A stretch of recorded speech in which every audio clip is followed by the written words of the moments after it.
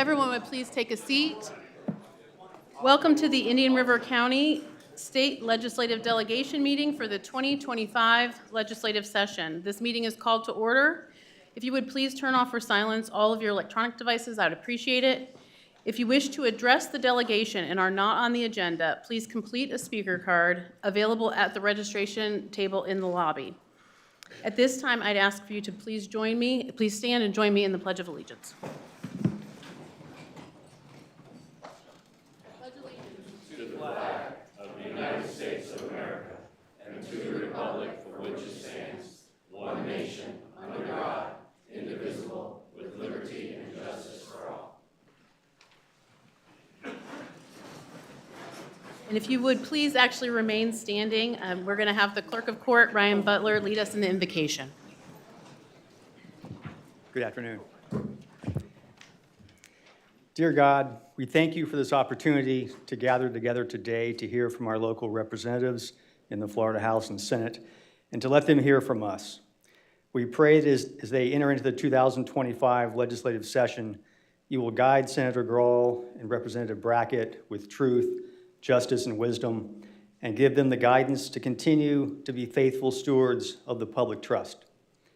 As they uphold and defend our Constitution and its moral foundations, we pray that you will give them strength, clarity of purpose, and insight. And guide all of us as we begin this new year and open our hearts and minds to your wisdom so that we may work together to maintain and improve Indian River County and the great state of Florida for all of its citizens. In the name of the Father, Son, and Holy Spirit. Amen.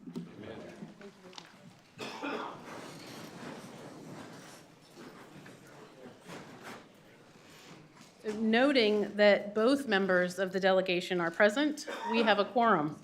And Representative Brackett and I would like to thank you for joining us today. It's great to see so many familiar faces, so many new faces.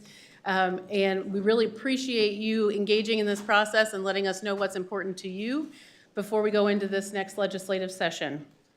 And at this time, I would like to recognize my staff that's here with us today. Tyler Wadsworth is here with me on the dais, and then Sharon Stewart is also here, who I know she's right there in the back. I know many of you have met and talked with both from my office.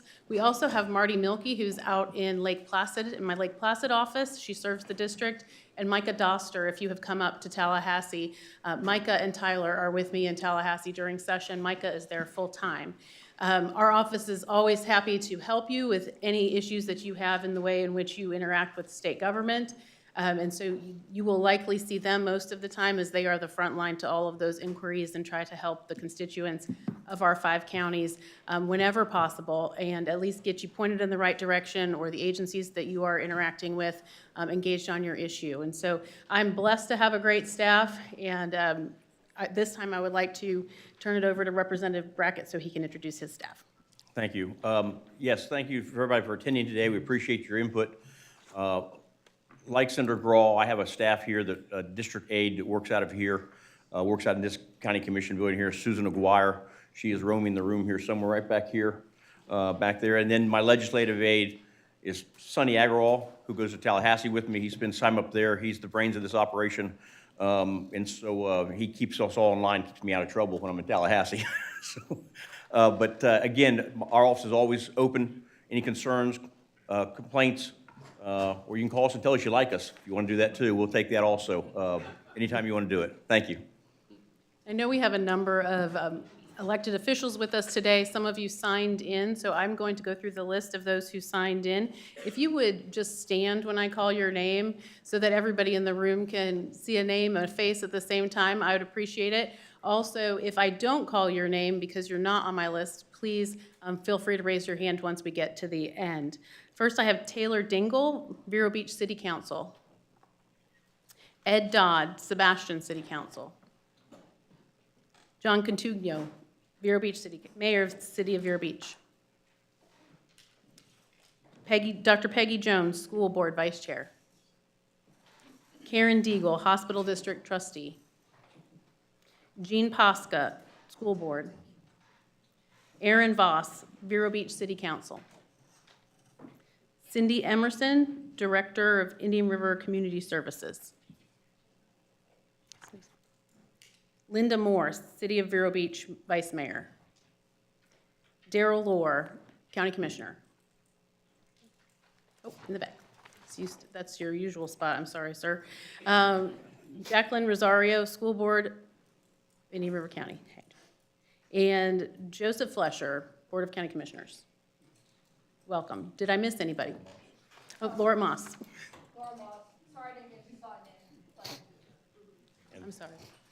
Fred. And Fred Jones, Sebastian City Council. Yes. Anna Kirkland, Mosquito Control District. And John Carroll, City of Vero Beach. And Joe Ehrman, Board of County Commissioners. And Eric Flowers, our sheriff, Matt Erpenbeck, mosquito control. See, this is where the thinking this quickly and faces from up here is very difficult. We also have the superintendent, Dr. Moore, with us today, too. And Diamond Liddy, our public defender, thank you. Anybody else, any other elected officials that I've missed? Okay. Well, thank you very much. We are going to go a little bit out of order on our agenda today because we did have 3 individuals register by the meeting deadline, which means they get 3 minutes. They are not here with any particular organization. They are appearing as constituents. So we are actually going to move them to the front of the agenda. And first we will hear from James Kearns, and he will have 3 minutes.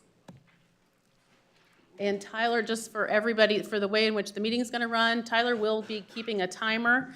The timer will go off. As you can see, we have about 31 pre-registered presentations, and also speakers at the end. And so we will ask everyone to stay to the time limits that are set, and we appreciate you all being here. If we have more to follow up on after, we are happy to do that as well.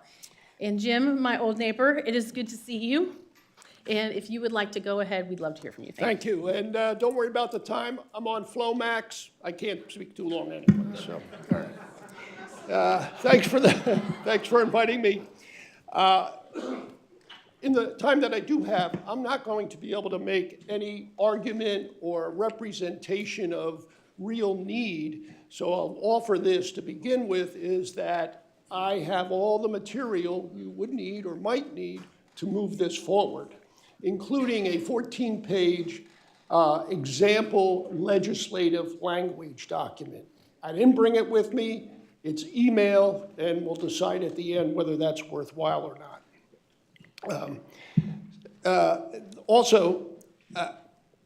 What I'm going to ask very succinctly is that you support emergency communications by permitting a limited, keyword, limited form of amateur radio external antennas, where and when they're prohibited by the HOA industrial complex. I kind of threw that in myself, okay?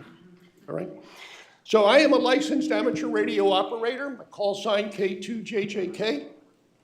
I'm also a member of the volunteer group called the Amateur Radio Emergency Services. We provide emergency services to Indian River County. These guys all know that. We provide emergency services to the state of Florida. We provide emergency service to the nation as a whole, and most recently in North Carolina. And when the hurricanes came through in Puerto Rico, and even at the blackout in Puerto Rico, we were in communications with them. All right? To do this, we need antennas that can communicate a long distance, i.e. 500 to 1,000 miles, just for us to get to Tallahassee, which maintains a ham radio station for the purposes of emergency communications. We need an external antenna. So I'm not asking for a blanket permission, right, to upset all the rules and regulations that HOAs have. I'm asking for a pretty limited permission to provide emergency communication services. Usually this involves a wire and a pole. That's it. Not a tower, not a rotor, not a huge antenna. a wire, and a pole to support it. That all height and distance can be negotiated, all right? But it's not an ugly thing. Now, does not have to be in the front, could be in the back, but it might be visible from the street. Thank you very much. Jim, if you do have supporting information on that, what the legislation would look like, if you would forward that to our offices, I would appreciate I it. will do that. Thank you very much for Thank you. listening to me. Next, we will hear from Jillian Eslinger. Welcome. Hello. My name is Jillian Eslinger. I have 2 children who are utilizing the Family Empowerment Scholarship for students with unique abilities that is run through the organization Step Up for Students. I'm here today as a citizen representing my family and to some degree also the community of homeschoolers in our area who are utilizing this resource to educate their children. We are extremely grateful for the scholarship and that the state of Florida has recognized the need for financial support toward the education of its students with differing abilities.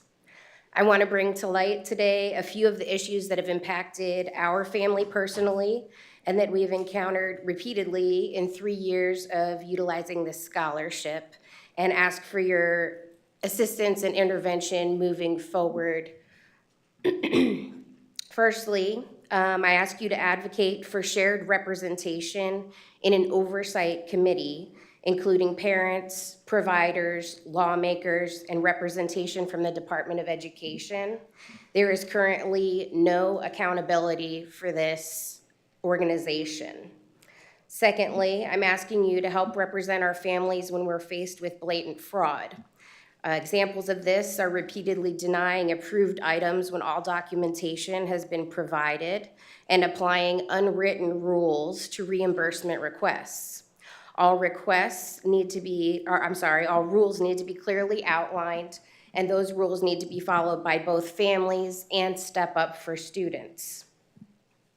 Lastly, I'll ask you to revise the Department of Education rules that currently allow Step Up 60 days to provide reimbursements to parents and providers, and change that to 30 days to fall in line with other services such as insurances, Social Security, etc. The 60-day limitation is creating extreme financial hardship for many families who are utilizing this scholarship. I thank you all for your time and ask for your consideration of these requests. I'm happy to answer any questions at any time, either right now or in the future. But just ask for your support for parents as we move forward. Thank you. Thank you for being here. Thank you.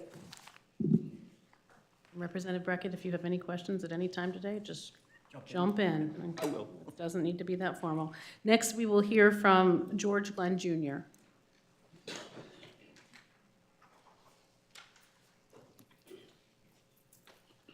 Welcome.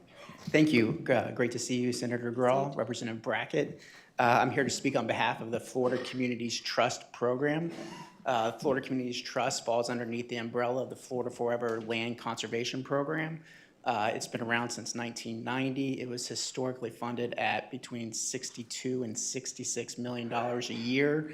The program acts as the local match for local governments who have passed or enacted some type of local land conservation program.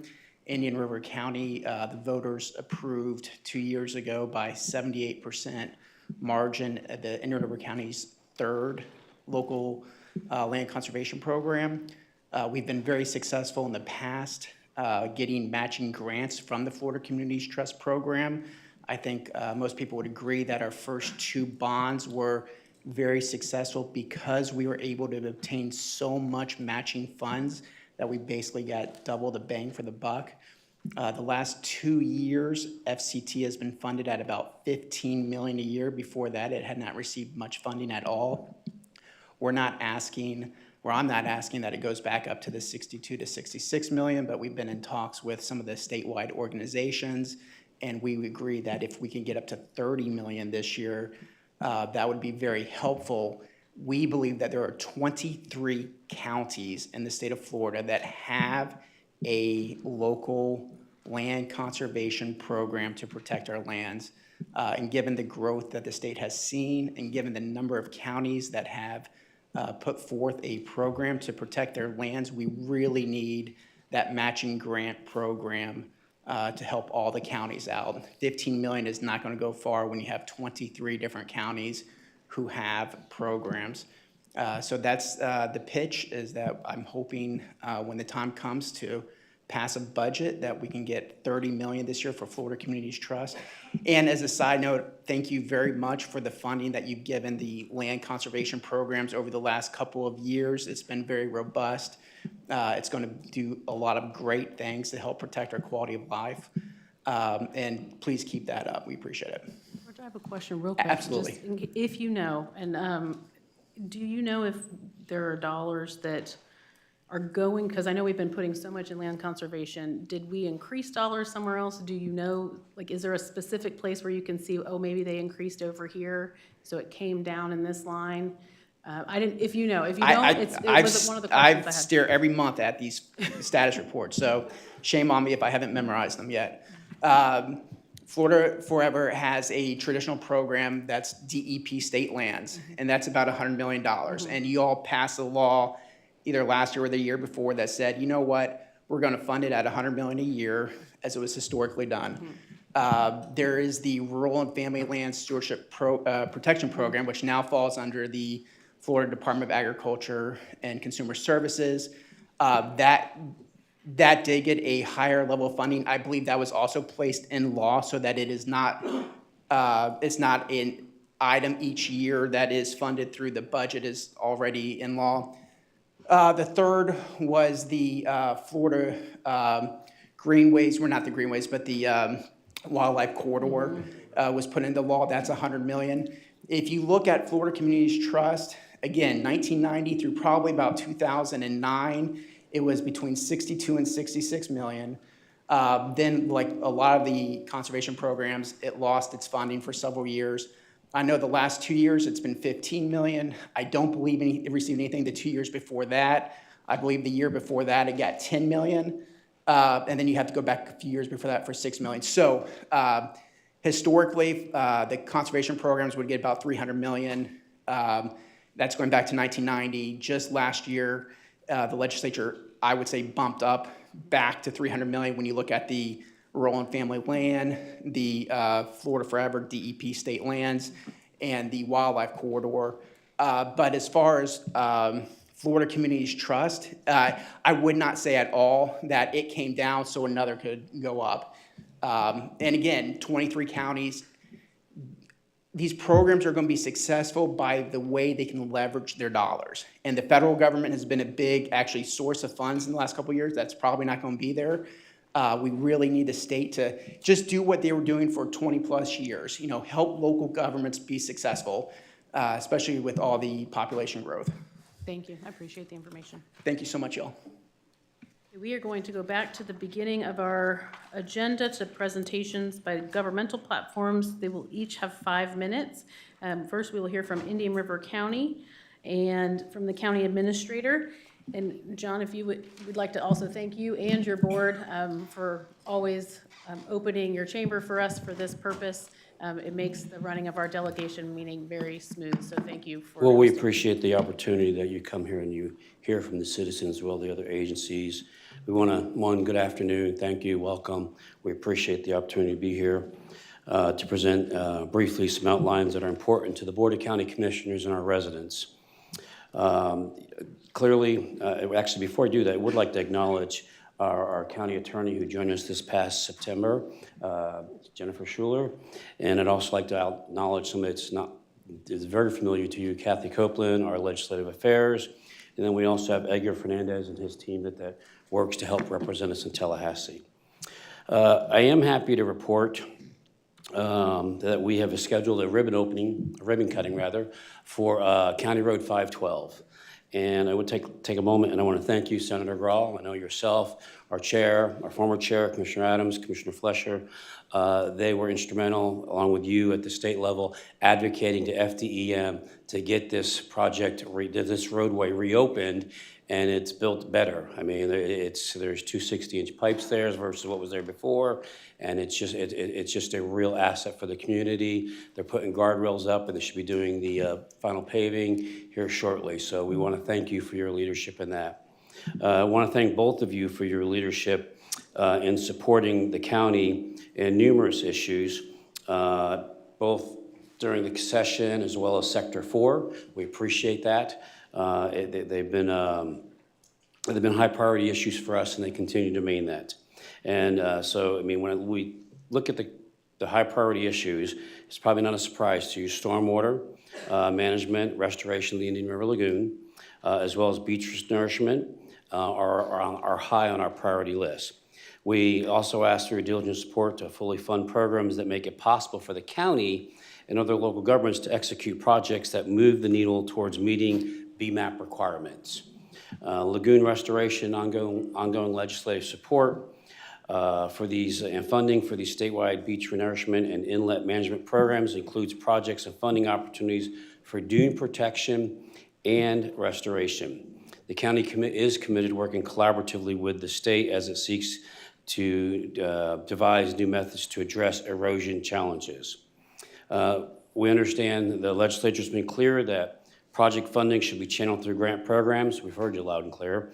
And so staff has listened, and in addition to septic to sewer grant applications, which you've been gracious to support, the Natural Resources Department continues to apply for grants as it relates to stormwater management, for equipment, as well as funds for floating aquatic maps and stormwater ponds adjacent to the St. Sebastian River. I think I would not do my job if I didn't come up here and just say, talk about home rule. I mean, you're going to hear that probably from a lot of my colleagues. Providing customer service is paramount to the Board of County Commissioners, and it's evidenced by the multitude of opportunities that we've created for our citizens to address the board and address any of the efforts that we're doing, engaging public, public engagement efforts, incorporating them in heavily to our planning efforts so we can hear what the citizens are looking for. So the Commission's made a significant investment in both personnel and infrastructure to keep pace with the influx of new residents. Protecting home rule is vital to the county's ability to plan, to budget, and to provide programs and projects and services in response to what the citizens are expressing in terms of needs. It's equally important to help us, and I think you all understand this, is to defend against unfunded mandates. Because if we're trying to fund a mandate that's imposed upon us, it could come at the expense of some other vital service that the residents believe is important and that we feel is important as well as an entire community. So preserving the power of home rule, both administrative and fiscal, continues to be a top priority.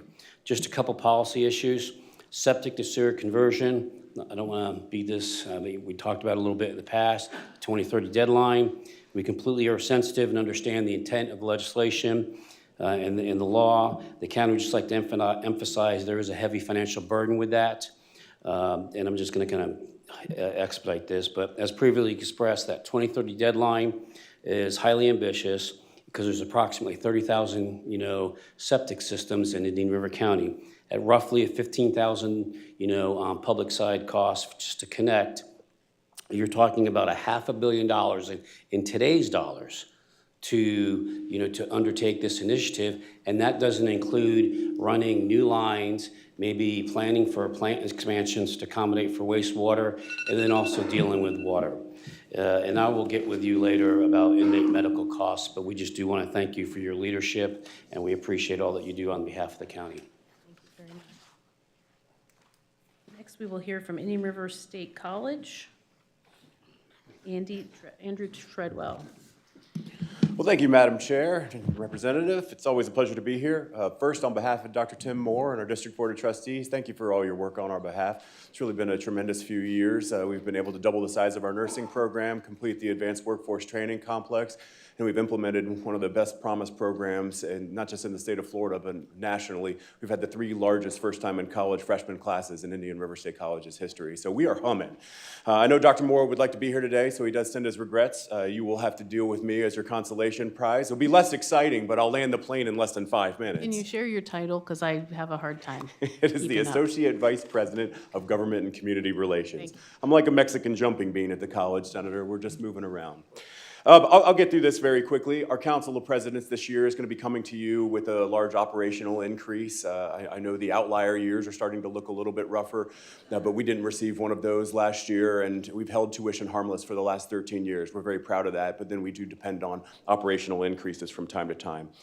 Dr. Moore's top priority, and you'll have a one-pager in your packet on this, is the completion of the state group health insurance transition. 98% of our employees successfully transitioned over to that. We worked very hard on that. We have to thank you once again. That was a wonderful opportunity for our employees, and that's going to help us down the line with recruitment and retention.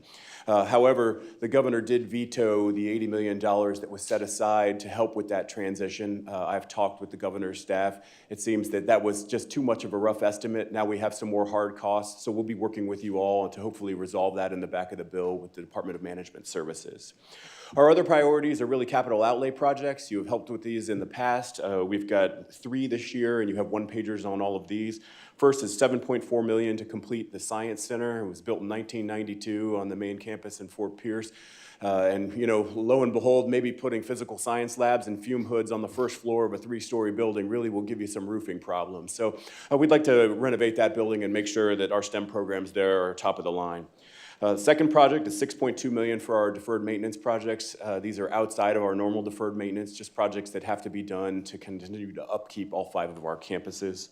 And then finally, you'll see one final one-pager. This is a new project introduced this year. It's $733,000 to replace a public media tower on 37th Street in Fort Pierce. This is important, as the folks that do the maintenance on this project have said, you're almost hitting the date by which we can no longer climb and repair the tower. So our foundation has put some money aside. We're going to match some of the state funding. This has been put into the Florida Department of Education's legislative budget request this year as a recommendation. So with that, unless there are any questions, Representative, we'll see you in sunny in Tallahassee, and Senator, I'll see you in Okeechobee on Wednesday for a redo.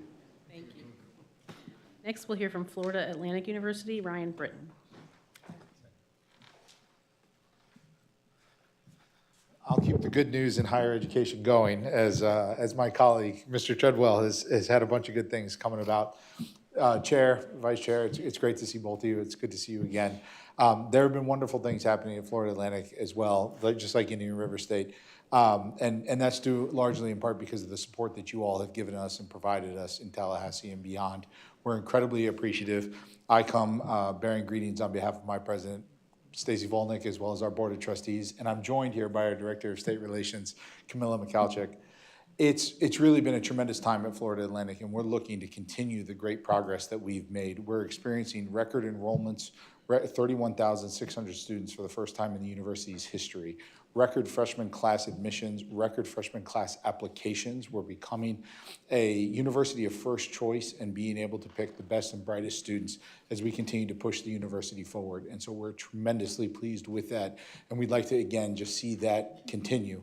We're currently ranked 103rd in U.S. News and World Report, so we are on the precipice of being a top 100 public research university, which we're incredibly proud of. We're also on the precipice of becoming an R1 research institution, which is the nation's highest ranking for high activity research institutions.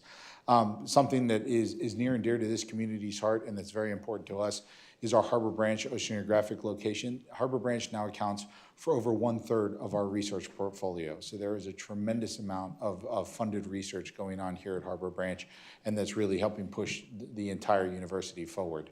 We're going to talk a little bit about the future and what's coming. We have a handful of priorities that we're looking at. One is a capital project. We have been expanding our health programs, specifically our College of Medicine as well as our College of Nursing. We received some funding, and we're very appreciative of that. That's allowed us to grow our College of Medicine. We've taken that program. We had 64 students per class in our medical school. We've taken that to 72 and now to 80. We've increased our College of Medicine class size by 25% because of the support that we received from the legislature. We're looking to continue to grow that. We can go up to over 100 students, but we begin to experience infrastructure concerns. So we have a health science, research, and professional training facility. That's one of our projects that you'll be hearing more about. That'll allow us to deal with the growth in both medicine and nursing and allow us to conduct interdisciplinary education. We also have funding to help us continue to pay our faculty at competitive salaries as we deal with increased enrollments and growth and becoming a top 100 public institution, as well as a premier research university. Those require investments in our research infrastructure and core facilities, which we're making as a result. And then last but not least, the Henderson School, something that I think both of you are familiar about. We have one of the best K-12 schools. Right now, K-12 is experiencing some hardships as math and reading scores have seen declines post-COVID. Our laboratory school is bucking those trends, and we have been very good at basically moving in the opposite direction as some of the national trends. We've gotten a wonderful facility because of the support that we received from the legislature. We want to create an institute to help continue to share the good practices that we have there and be able to do that work beyond just the scope of our laboratory school. We're already doing trainings for both teachers and educational leaders, and we just want to continue to broaden that reach. And so with all that, we'll be seeing you in Tallahassee, and I'm happy to answer any questions. Thank you. Thank you both for the time. Next, we will hear from the School District of Indian River County, Dr. David Moore, the superintendent.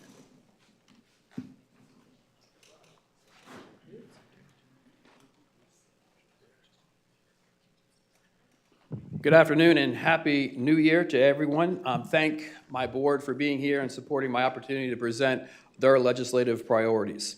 And I want to thank each and every single one of you for your hard work and your support. I know it has to be difficult as you travel the hallways in Tallahassee and you're meeting with your colleagues who are supporting school systems that are struggling to make the bills, struggling in academic performance, having continuous openings here in School District of Indian River County.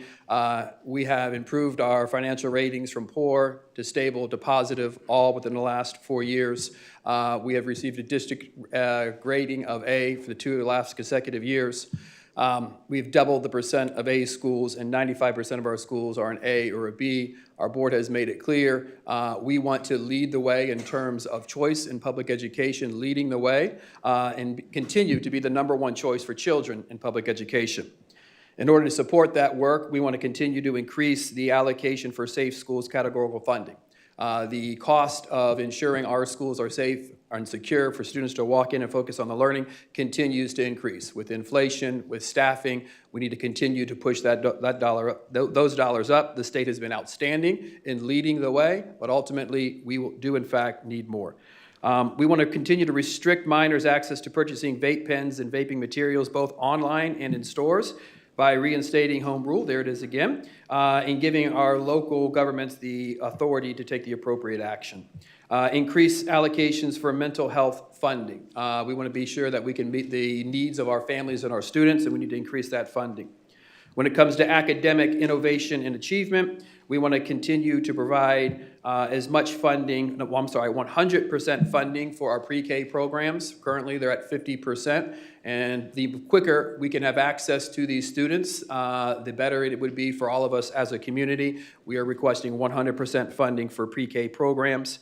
We want to continue to advocate for flexible funding around instructional material allocations, ensuring that there's no their ability to adopt materials both inside and outside of the adoption cycle. The state is advocating for choice. We want to be flexible and having the opportunities to adopt curriculum that A, align to the standards, and B, meet the unique needs of our community. On that same lines, we're requesting in order to maximize and lead the way in terms of choice, a start-up application-driven process to apply for funding to create new educational pathways. The current system of public education, as the previous gentleman was speaking, is seeing declines, not in Indian River County, but we want to continue that pathway forward, and we need to innovate and reinvent what public education ultimately looks like and do that for our community.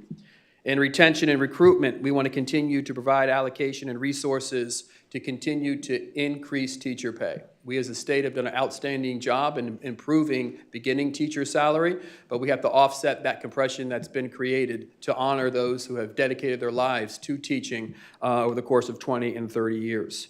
We want to provide opportunities for teachers who have retired to come back within 30 days. after 1 month so they can get back to work with no penalty on their pension.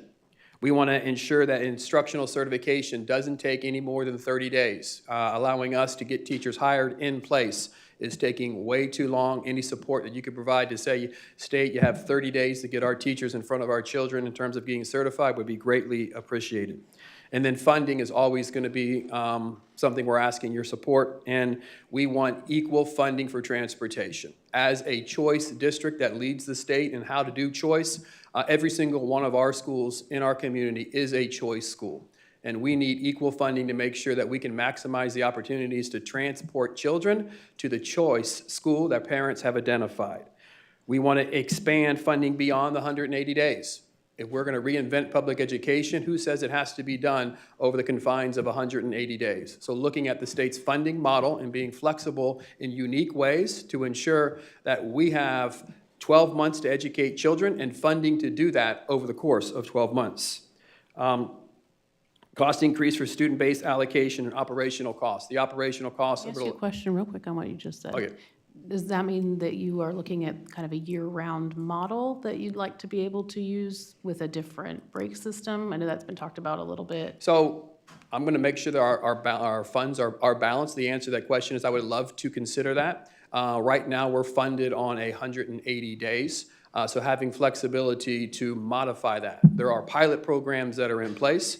They are limited, which in some cases, that slows our progression or growth or our ability to think innovatively about how to meet the needs of our community. Okay, thank you. Continued increase for student-based allocation. Significant increases in student-based allocation need to continue to grow. And those are our legislative priorities. Cannot thank you enough for all of your support, advocacy, and we will definitely see you in Tallahassee. Well, and congratulations to you on the recognition that you've received throughout the state and the country for your service. Well, thank you, but Thank you. thank you. That's something our community, that's not me. It is our community, it's our families, it's our teachers. That's something the entire community should be proud of. Thank you. Thank you, Dr. Moore. Next, we will hear from the city of Vero Beach. I believe we're going to hear from Monty Falls.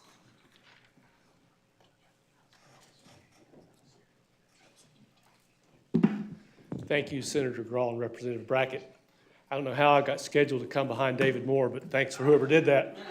On behalf of the city council members who are all here, thank you for all your help you've given the city of Vero Beach in the past, and we look forward to working with you in the future.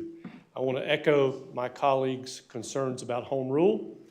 And the city has really 3 things we'd like to talk to you about today. And when we prepared these, we were going to be asking for appropriations from the House and Senate for 3 projects. And it looks like 2 of those projects we may not need that, and that's a good thing. But those projects are the Hummiston Park Boardwalk, and there's been some real momentum in the community, and we think we may not need any state funding for that. So I look forward to working with my friends at the county and the private sector. The private sector has already stepped up to the tune of $175,000 in pledges, and we look forward to working toward that. The other was the replacement of the roof at the Vero Beach Community Center, and I found out as of Friday that's likely to be covered by our insurance, so we probably will not need that. But the last and important downtown issue, and we're trying to work as downtown one of our priorities, is an upgrade to Pocahontas Park. It's going to be about a $1.4 million project, and as details become available, I'll be working with you for an appropriations request. And I'll cut mine short from there, and if you have any questions, be happy to answer those, and if not, we'll look forward to seeing you in Tallahassee.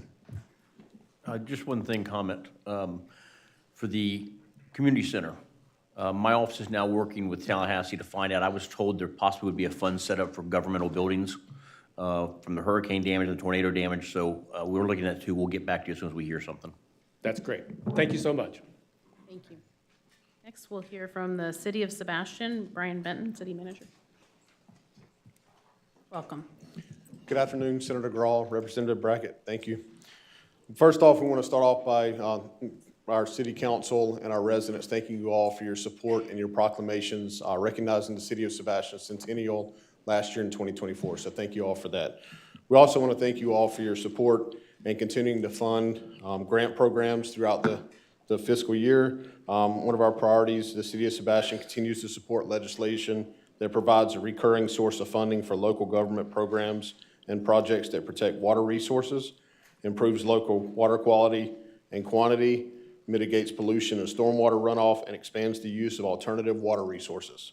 Sebastian also supports state initiatives to boost funding for flood mitigation and stormwater management programs at all local levels, including additional funding for the Indian River Lagoon. The legislature's continued support and funding of projects to reduce pollutant loads and prioritize funding for the region's Basin Management Action Plan. The city also supports maintaining the integrity of home rule power, both administrative and fiscal, that allows us to provide appropriate solutions to issues and challenges that are local to the community. The City of Sebastian supports legislation that provides funding for Florida's affordable housing programs that are targeted to meet the needs of workforce housing. That's a large priority for our council and within the City of Sebastian is workforce housing and getting that affordable housing within the city. It's vital that state and local governments work together to create and sustain an equitable system that offers all Floridians the ability to live in a safe and healthy neighborhood. The City of Sebastian continues to support legislation that provide funding opportunities to incentivize and assist homeowners with the cost associated with abandoning their current septic tanks and connecting the sewer. As you all are fully aware, House Bill 1379 has identified 2030 as a deadline. However, one of the things we're asking is that that deadline be requiring that we have plans in place and continuing to allow and provide funding to assist not only the infrastructure from the public side, but also to incentivize and provide funding for our private residents as well. The City of Sebastian has approximately 11,000 septic tanks that are currently in place. We're currently working with the county to identify our working waterfront CRA area as our main priority, as that is an area that directly pollutes the Indian River Lagoon. So that's our main priority. Public safety recruitment and retention. The City of Sebastian supports legislation and funding to enhance recruitment and retention. So recruitment is obviously a big source for this, but also retention of municipal public safety personnel. This will help communities maintain effective emergency response and public safety services throughout our municipality. So with that, I'll answer any questions, but thank you all for your support, and we'll see you in Tallahassee. Thank you for being here. The Indian River Soil and Water Conservation District will not be appearing. They submitted materials that explain the issues that the legislature has been considering with regard to those. The Public Defender's Office, Diamond Liddy, you are recognized. Madam Public Defender. Good afternoon. First of all, thank you for your support for so many years. And I'm here today as public defender, but I'm wearing two hats. So thank you on behalf of the public defender's offices, and thank you on behalf of Life Builders, our member project. First of all, on behalf of the FPDA, our first priority this year is to increase the salaries of assistant public defenders. We did get an increase several years ago that helped us stem the tide of people running out the door like their clothes were on fire and being able to staff courtrooms. It was very helpful, but we are at that crossroad again. And so we are going to be asking for an increase once again for salaries to recruit and retain. My second hat before you today is for Life Builders of the Treasure Coast. The 501c3 we started 15 years ago that helps people who have touched the criminal justice system or dependency court system be successful.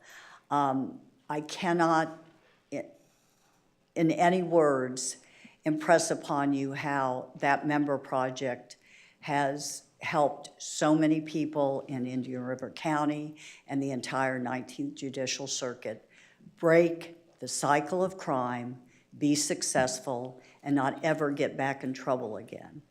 Because of your support in the past, and again, I cannot thank you enough, we have been able to not only help people with financial issues, but also we have been able to hire a case manager. As I think both of you know, we are run totally on volunteers. 98% of every dollar we are given goes to help people. So thank you, and I'll be seeing you in Tallahassee as well. Thank you for Thank being you. here today. Next, we will move to the quasi-governmental business and nonprofit entity section of the agenda. And first, we will hear from Alzheimer's Association, John Catugno.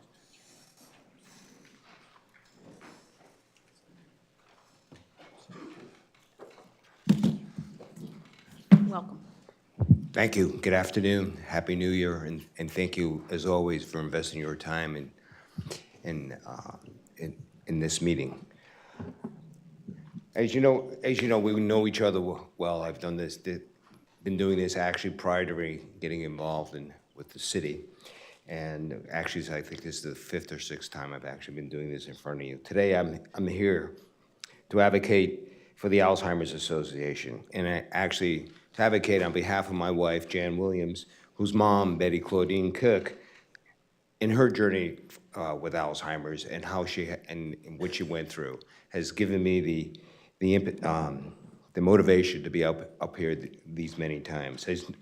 I know many of you have been directly or indirectly touched by the reality of Alzheimer's and related dementia. Florida is the epicenter of this health crisis with the second highest number of individuals living with Alzheimer's in the country.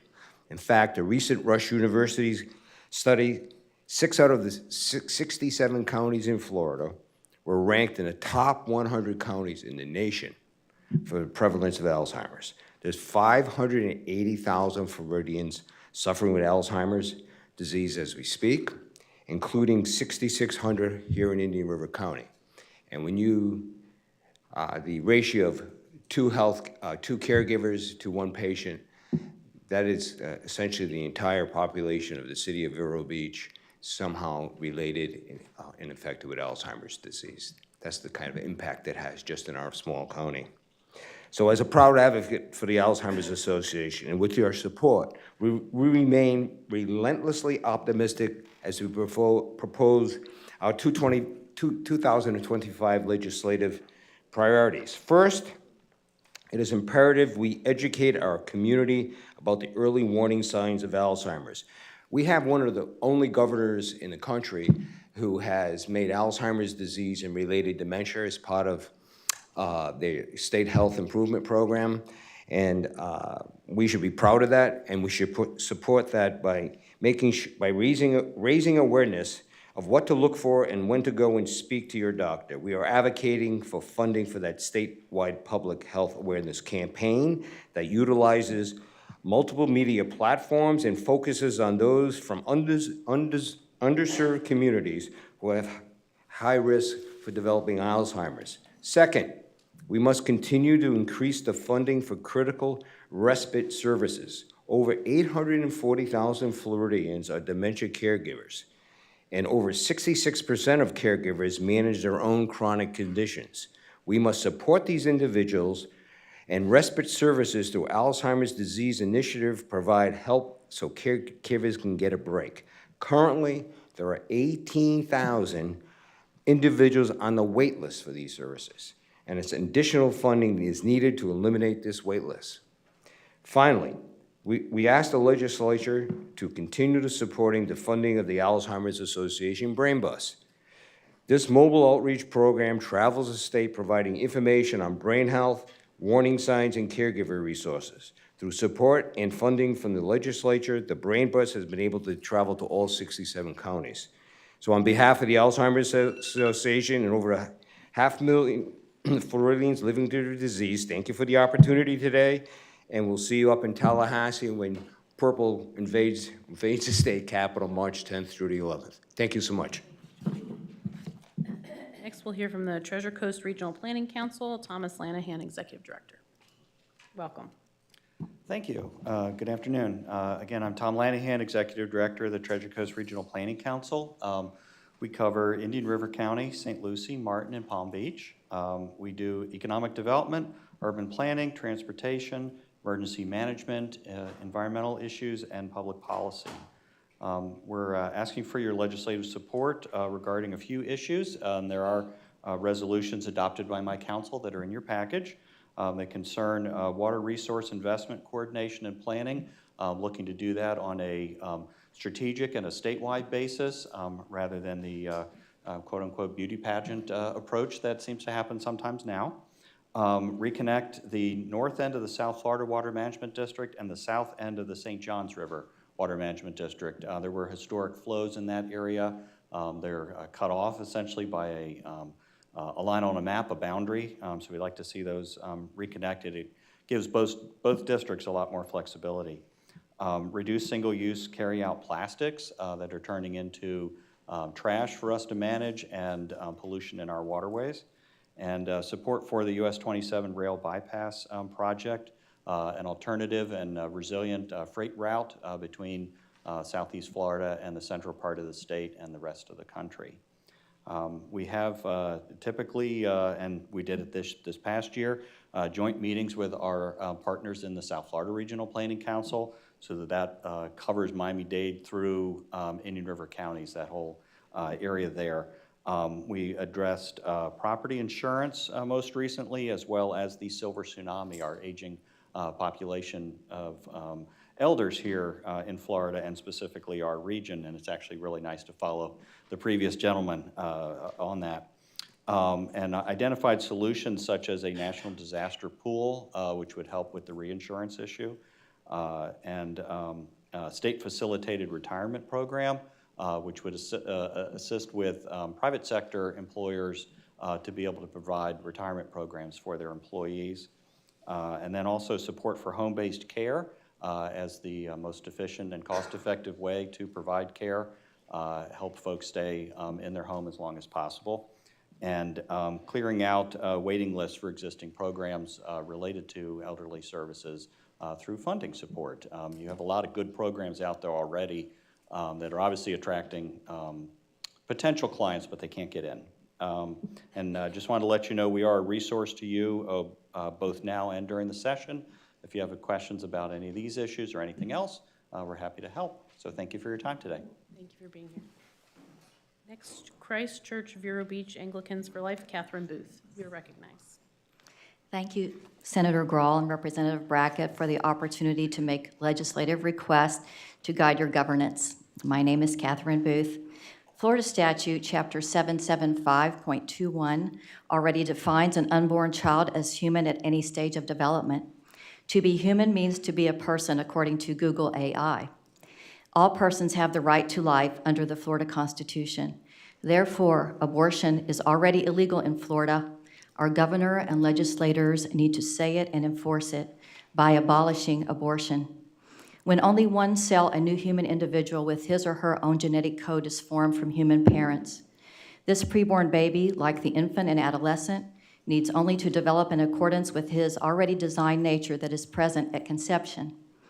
A preborn baby, days or weeks old, does not have a lesser right to life than her mother simply because she differs from an adult in terms of development, dependency, and size. Nor does a preborn child have a lesser right to life by reason of his or her location in the womb of its mother. The womb is meant for another human person to occupy. It is of no use at all biologically to the woman, except to be a safe and healthy place for the woman's son or daughter to develop until birth. Thank you for the 6-week abortion ban legislation that saved 60% of preborn human lives in the wombs of their mothers last year. However, abortion terminated 40% of preborn children 6 weeks or younger gestation. The 6-week ban is an arbitrary restriction because conventional ultrasound is incapable of detecting the baby's heartbeat until nearly 6 weeks gestation. But in actuality, his or her heart began to beat by day 22 or 3 weeks gestation. Before its heart is beating, the preborn human person is viable outside his or her mother at 6 days post-conception when frozen in IVF and remains alive and can be implanted decades later and be born. Adults who are not their parents speak on behalf of children being abused. What is more abusive than killing of the preborn human person in the womb? I will speak on behalf of the 84,052 children abused by their own parents in the worst possible ways by poisoning or dismemberment while alive. Abortion should be abolished on behalf of the mothers. Women assaulted by rape through incest or sex trafficking do not want abortions. Pregnancy is the evidence of the crimes being perpetrated upon them. Instead, Florida statute returns these victims back into the control and abuse of the perpetrators. Please abolish the intentional killing of preborn children by abortion because they are human persons and legal citizens of Florida whose lives are already protected by statutory definition and Florida's Constitution. Thank you. Thank you for being here. Next, we will hear from Indian River Neighborhood Association, Mike Johansson. Welcome. Thank you. I'm Mike Johansson, the chairman of the Indian River Neighborhood Association. Some 2,000 members, give or take, depending on who I've irritated lately. So I'm not going to give you some details. That's all on the paper that I assume is in your package. If it's not, I have copies here. I'd like to leave you with some broad concepts. Our organization has two main functions. One is the lagoon, and the other is land use or home rule. And I'm going to break stride here with everyone else and say that you guys did a great job. You probably don't hear that a lot, but 1379 was mathematically what we describe as a necessary but not sufficient condition. And on the lagoon and septic, so there's three great evils in the lagoon world. There is the septic, there is the stormwater, and then there's the muck. And we don't talk much about the septic, which is the poop, or the muck, which is the muck, and stormwater is easy, but it's not. As you go forward, we'd like you to think about those three things. One of our local realtors kind of made a statement recently that was possibly a little self-serving, but very prescient when he said, if the lagoon turns into a toilet bowl, we won't be able to give this real estate away. And so everything you've heard today, from the schools to the this and the that and all the services that this area provides, if we lose the lagoon, we've lost the whole thing.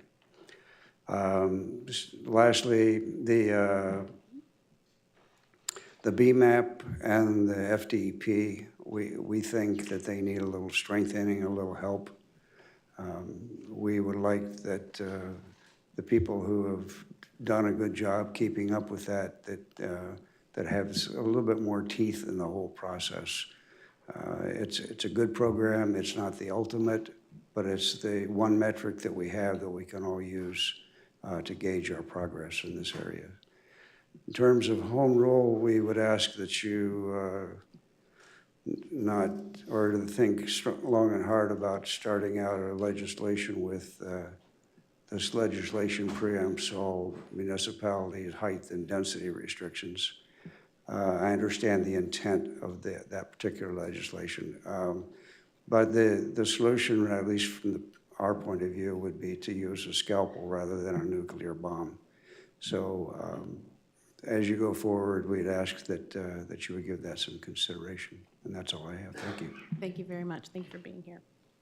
Next, we will hear from Ocean Research and Conservation Association, Dr. Edie Witter.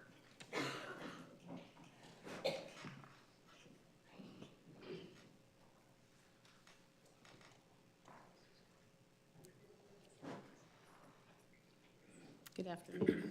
Good afternoon. I'm here today with the CEO of Orca, Wayne Mills. I am the senior scientist and CEO of Orca.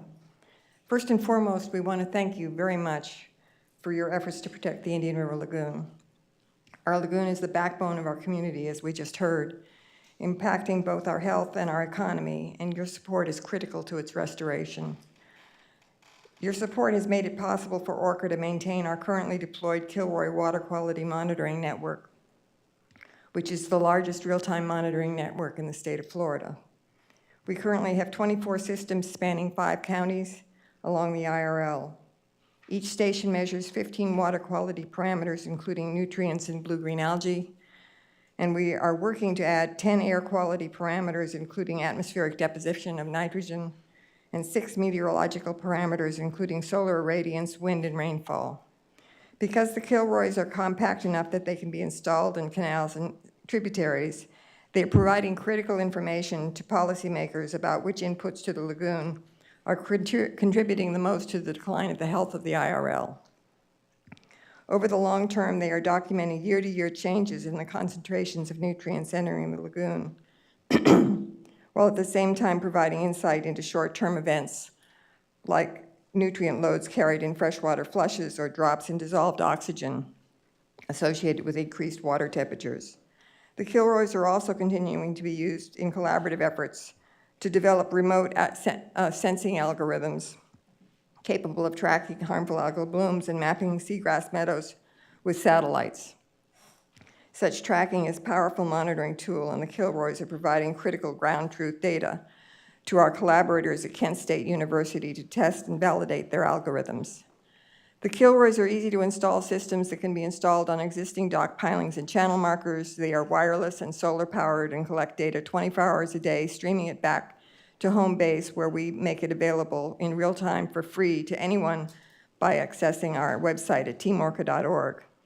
Some of the current users of our real-time data include Brevard County Natural Resources, Martin County Natural Resources, Indian River Lagoon National Estuary Program, City of Stuart, the Manatee Center in Fort Pierce, Florida Oceanographic Society, and Florida Institute of Technology, as well as a number of schools that are using the data at classrooms, including Vero Beach High School, Marine Oceanographic Academy Prep at Forest Grove, and John Carroll High School.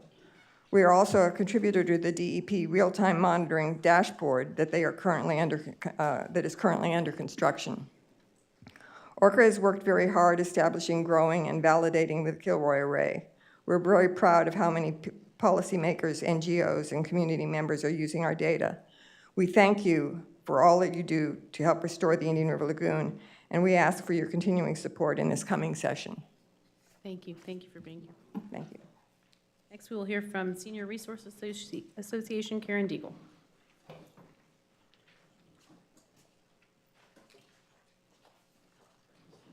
Good afternoon.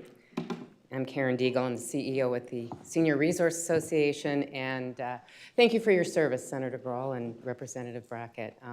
Thank you for your support to Senior Resource Association for all the different programs that we provide, but today I want to talk about one particular transportation program. In 2020, SRA launched the Treasure Coast Developmental Mobility Program, also known as the Advantage Ride Program, through a partnership with the Florida Developmental Disabilities Council, St. Lucie County Transit Department, and Florida Commission for Transportation Disadvantaged.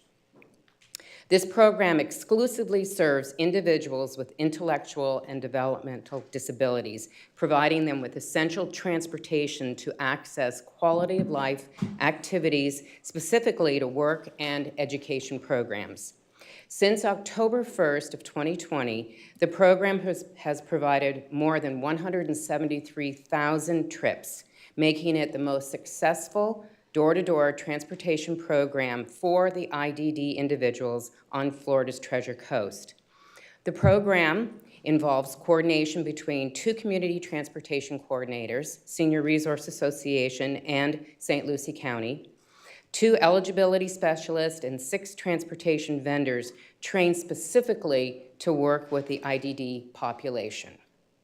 3 funding sources, Florida Commission for Transportation Disadvantaged, Florida Developmental Disabilities Council, and St. Lucie County contribute approximately $1.3 million annually, totaling $5.35 million since the program began. A significant portion of the funding, $1.2 million, comes from the Florida Commission for Transportation Disadvantaged Development Innovative Service Development Grant, which is set to expire June 2025. Without this funding from the CTD, this program will be eliminated, leaving the IDD community without the essential resources, essential transportation resources.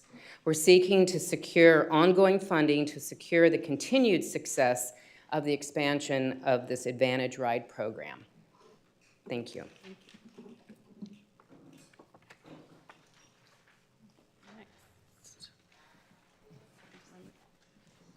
Next, we will hear from Vista Gardens Condominium Association, Catherine Booth. You're recognized. Hi, hello again. Catherine Booth. As an owner in Vista Gardens Condominium Association, I am grateful to you for Chapter 718 regulations and HB 1021 improvements last year. It is apparent that many association boards do not want to be held to an ethical standard and will not act justly and fairly on their own, and therefore must be made to do so by law. The only protections of condominium owners' rights are by legislation, and more regulation is unfortunately needed. These examples occurred in 2024. Owners should be allowed to speak for 3 minutes uninterrupted by the board or audience, and interruptions should not be counted towards their time. Favorites of the board get more time and are not subject to the arbitrary stopping of any owner still waiting to speak. Chapter 718 prohibits using or threatening to use intimidation or any tactic of coercion to induce or compel a member to vote or refrain from voting in an election or on a particular ballot measure.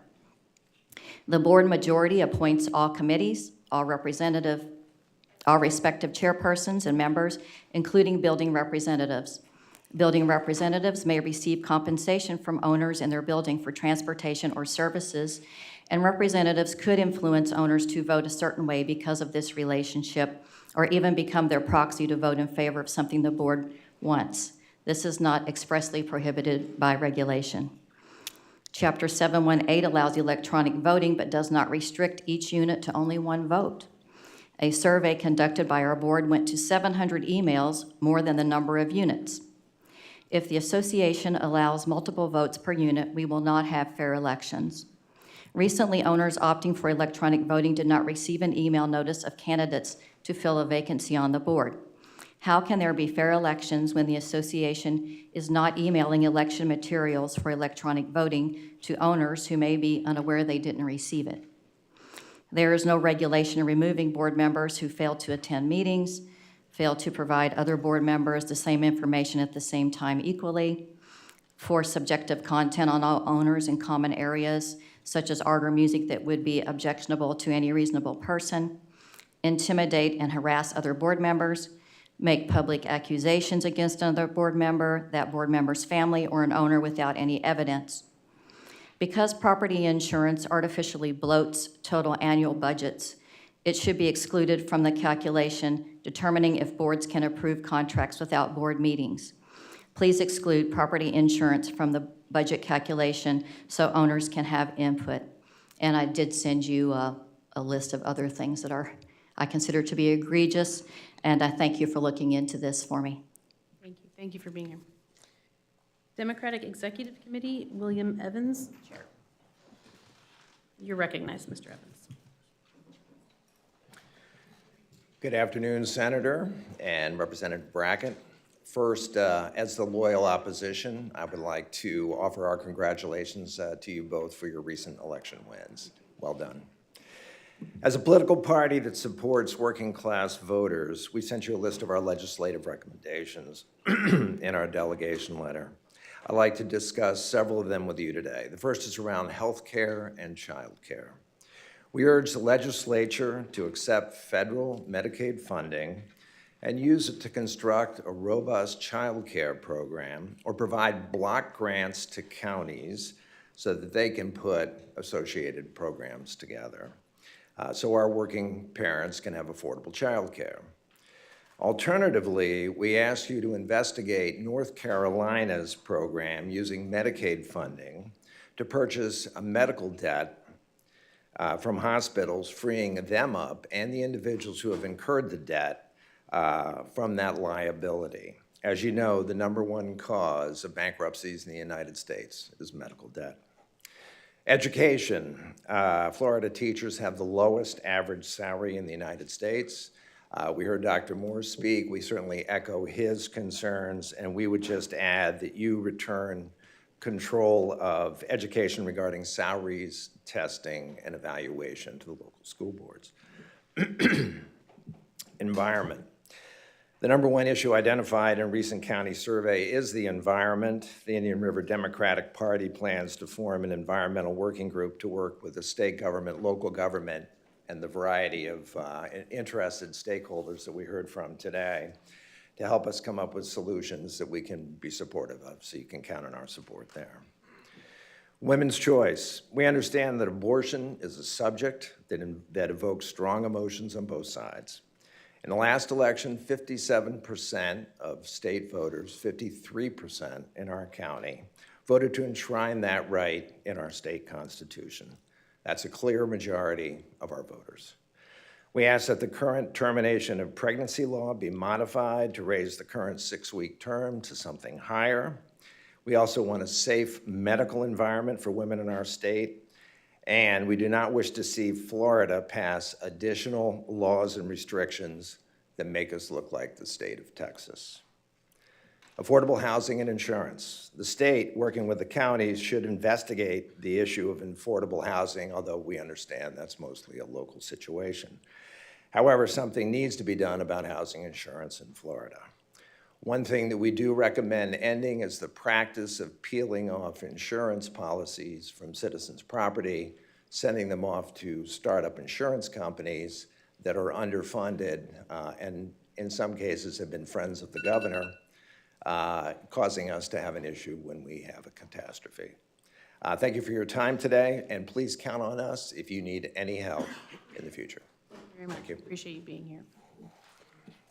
Next, we'll hear from the Treasure Coast Regional League of Cities, Mayor Ed Dodd.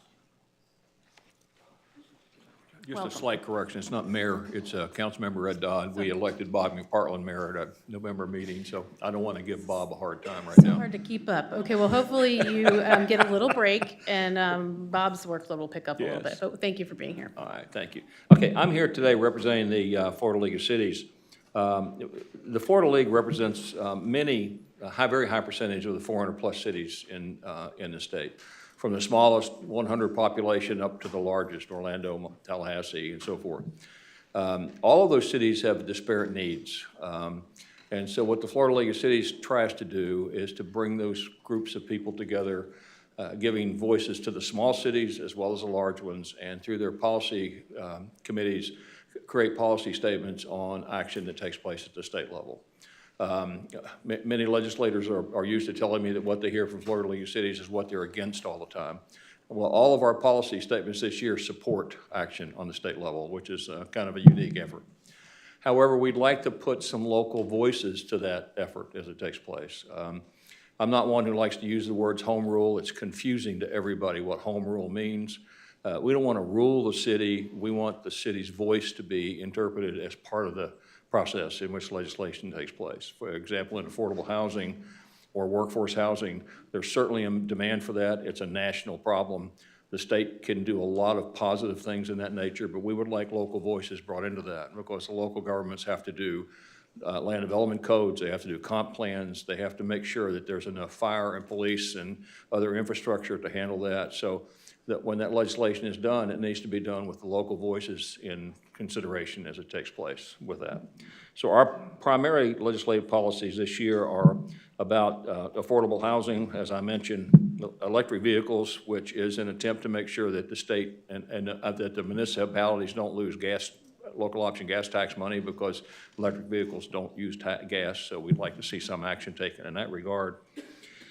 Property taxes, one of the issues with giving ad valorem tax credits or reductions to people for taking actions is it just transfers that. We have to raise our ad valorem tax levy to make up for the revenue we lose from the people who don't pay it. So there may be other alternatives that are better for municipalities in trying to incite people or incent people to do some things that you want them to do. But reducing ad valorem taxes is really a negative impact on our businesses. It's a negative impact on the residents who don't qualify for that reduction as we make that shift. And then sovereign immunity. Small cities have a very difficult time affording even the level that was passed 2 years ago, I believe. And so sovereign immunity, we understand that that's going to probably pop back up this year, trying to raise the sovereign immunity limits. It's very difficult for small cities to do that. It impacts us dramatically from a financial perspective. We have to buy the insurance it raises. We have to go through the whole steps of that. So we're going to ask the legislature, if they can, to try to hold the limits on sovereign immunity as they move forward with that. We would like to be your partners, as I said, and lend local voices to that. So when our lobbyists come in, don't gringe. You know, they're representing small cities as well as large. So thank you. But thank you for your efforts. Thank you for being here. Thank you. Next, we'll hear from Gifford Youth Orchestra, Casey Lunsford. You're welcome. Good afternoon. I'm Casey Lunsford, Executive Director of the Gifford Youth Orchestra. We want to thank you for allowing us to present our specific project for your consideration and hopeful support in the upcoming legislative session. The Gifford Youth Orchestra is requesting an appropriation of $1.5 million to help support the completion of our permanent facility in the heart of Gifford, the corner of Martin Luther King Jr. Boulevard and 32nd Avenue. The Gifford Youth Orchestra was founded in 2003 by the Reverend Dr. Christopher Joel, who's with me here today, as well as our board president, Jane Burton, and our chief philanthropy officer, Jennifer Trapp. We're a 501c3 nonprofit in the state of Florida and focused on providing after-school and weekend music lessons, instruction, and performance opportunities for children ages 3 through 18, primarily in Gifford. We started with 15 children in 2003, and we've grown to over 100 active today. In 2024, we serve 142 students from Gifford, Fellsmere, and the South County area through our weekday programs and summer camp opportunities. 74% of our children live in Gifford. 95% of our students live at below the poverty level, according to the United Way Alice metrics. We offer children opportunities to gain experience both musically and socially. Our programs include the development of public speaking skills, building self-confidence, poise, self-esteem, and discipline, along with the team building through musical performance. However, we need a permanent home. We're vagabonds. We go wherever there's space available. We teach lessons in homes, schools, churches. We perform concerts wherever there's a venue available. And right now, we have a waiting list of children, but we don't have a place for them at the time is needed. The new facility that we've proposed and is in your packet is 6,300 square feet. You have the architect rendering with you. We have a budget of $3.1 million to complete the entire project. We've raised $1.4 million today. Again, we're asking for your support for $1.5. We're continuing to raise the remaining dollars needed and build an endowment fund to sustain and maintain the facility once it's completed through our donors, fundraising activities, and grant foundation awards. We've done all the preliminary permitting and are submitting the final plans for the actual building permits in the next week. We want to start building the facility as soon as possible using the dollars that we've raised. Those funds are enough to build the exterior shell of the building and the facility infrastructure, such as electrical, plumbing, AC, restrooms. We need the remaining dollars to complete the interior practice rooms, recording studios, offices, and open spaces. Besides serving our own program, the building itself will be an economic driver in the heart of Gifford and be an aesthetically pleasing addition to the current street landscape. The vacant lot that we are building on has been used in the past by some bad elements and, to say, some interesting legal issues. But we can help improve and reduce crime in that area just by our presence. Our security plans include safety measures to enhance not only our students' and parents' safety, but also the safety of people in and near our facility. We will truly live the GYO motto for the last 20 years: less violence, more violins. So we would please appreciate your availability in answering questions, and I'd be glad to drive to Tallahassee with everybody else if you need us to. Thank you very much. Thank you for being here. Next, we will hear from Bike Walk, Indian River County, Hal Lambert, Director of Safety and Advocacy. Welcome. Hello there. Thank you for placing me on the agenda to talk to you about the hands-free legislation. Distracted driving is a leading cause of motor vehicle accidents in the United States. The following facts are from the National Highway Traffic and Safety Administration. 30% of crashes are due to distraction while driving, and 34% of crashes occur within 1 minute of distracted driving. Texting while driving increases the risk of crashing by 23 times and is 6 times more dangerous than driving under the influence of alcohol. Sending or reading a text message takes a person's eyes off the road for an average of 5 seconds, which at 55 miles an hour is the equivalent of driving the length of a football field with one's eyes closed. Florida has one of the highest road fatality rates in the country, and our insurance rates reflect that. Florida drivers killed more pedestrians and people on bikes than any other state. 9 people per day, 6 from distracted driving. What is distracted driving? Well, it's taking your eyes off the road, your hands off the wheel, and your mind away from driving. And the cell phone is particularly when you touch it with your hands, it does all 3 of those things. As you can imagine, this legislation is critically important to cyclists and pedestrians. We have some members of Vero Cycle, a 600-member or 400-member local club, and Bike Walk here today. Our lives may very well depend on this legislation. We are the most vulnerable. If you get hit by a car doing 45 miles an hour, your chances of survival are only 15%. If you get hit at 50 miles an hour, you don't have a chance of living at that point. Bike lanes are great, but they're not going to protect you from distracted driving. 31 states and more than 30 countries have now adopted legislation which makes it a primary offense to hold a mobile device while driving. Each state that has adopted such legislation has seen crashes and fatalities drop by 10 to 25%. The hands-free legislation that will be proposed is a modification to the existing Florida statute 316.305. The existing statute makes texting while driving against the law, but it still allows you to hold your phone while talking and or entering coordinates for your GPS. So it's very typically not enforced because officers cannot tell how the phones are being used.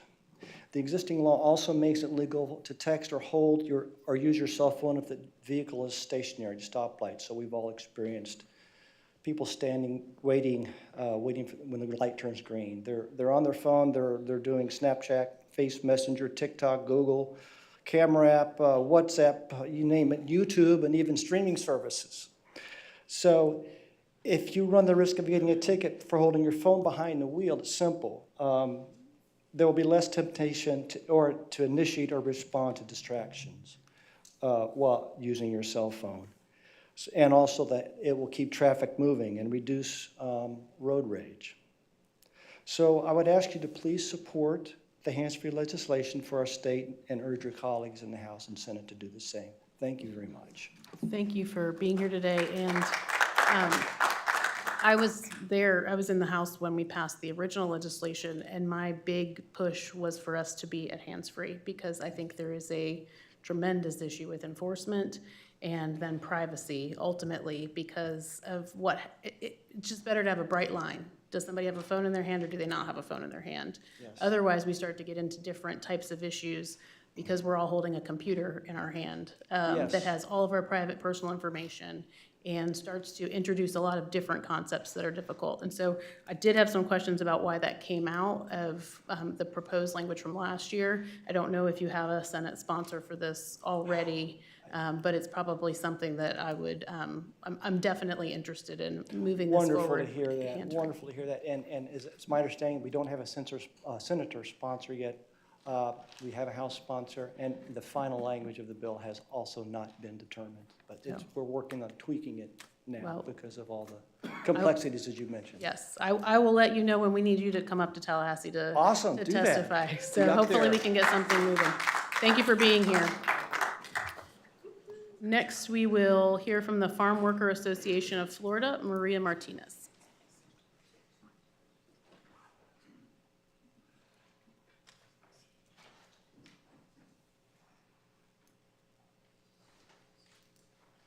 Welcome.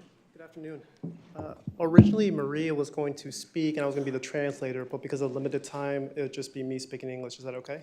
We could, or we are running good on time. If you would like to stick with your original plan, you are welcome to do that too. Okay. She prefers if I just Okay, okay. Thank you so much. My name is Renee Gomez. I am the Civic Engagement Coordinator for the Farm Workers Association of Florida, and I'm here with my colleague, Maria.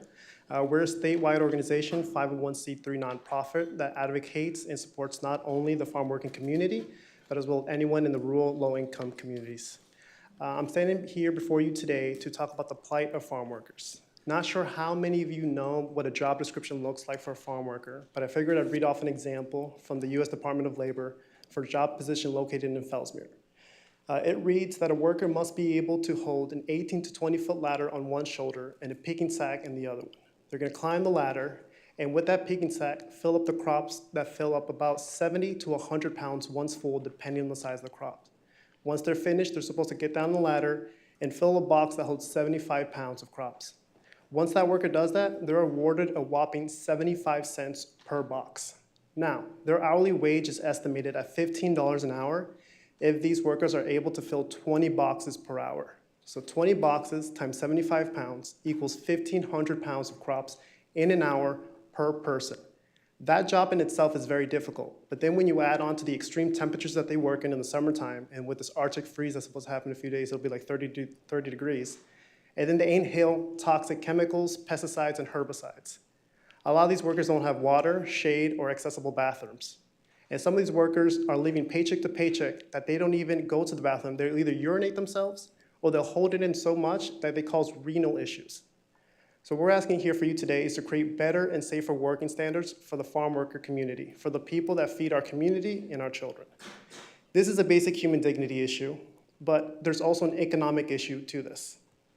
Florida's agricultural sector and the construction sector rely heavily on the immigrant community. That's the majority of the workforce. Unfortunately, the American-born citizens aren't lining up to take the jobs because of these harsh working environments. Now, the new federal administration is planning on mass deportations. That would affect our agricultural sector because if you deport the majority of the workforce, you're not going to have enough American-born citizens to take the jobs, which will create a labor shortage, in turn a supply shortage, and it will increase prices, which affects both citizens and immigrants. Now, unfortunately, this affects small towns like Fellsmere because bigger cities have more resources, more funding, and more job opportunities. So I ask you today, I think the state legislature passed a law last year taking away local government's power to put in resources and preventative measures for safer working environments. So I ask you to think about the workers, to think about whether you care about immigration or the workers' rights. It doesn't really matter.